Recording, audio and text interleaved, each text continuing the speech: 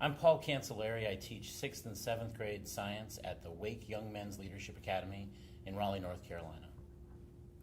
I'm Carol Taylor. I teach 7th grade math at Haynes Magnet School in Winston-Salem. I'm Justin Osterstrom. I teach 6th grade science at Martin GT Magnet Middle in Raleigh, North Carolina.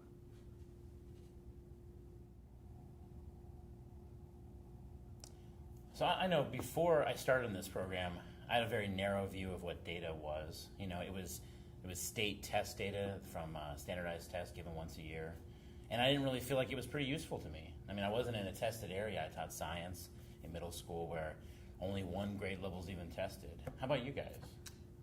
I never thought of data as anything other than the standardized tests and scores we got. I never thought that any classroom assessment I give is actually data.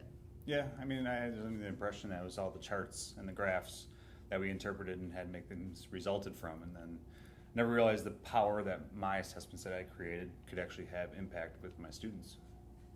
Yeah, that's a good point. I think since starting this data literacy program, my eyes have been open to the wide range of information that we can collect that all helps, you know, to make those inferences, to learn more about our kids.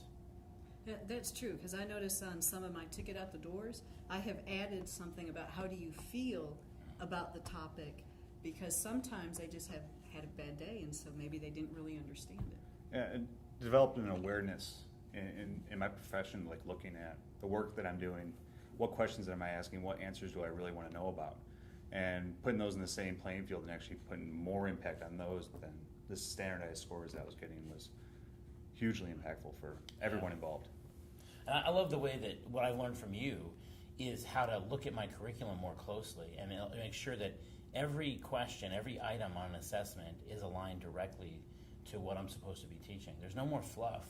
And that in a huge way frees up my assessments to be so much more efficient. I'm not wasting time. I'm not wasting effort grading things that I don't need to know about the kids. Right, and in a tested area, I found that even though I just am teaching one standard, I constantly need to review, and that's fine as long as that is one of my targets. Yeah, and I think as teachers we constantly make inferences, but then how do we make those valid inferences, you know, and driving home consistent use of valid inferences, the more we can do that, the better we're going to be within our jobs. Yeah, that's so true.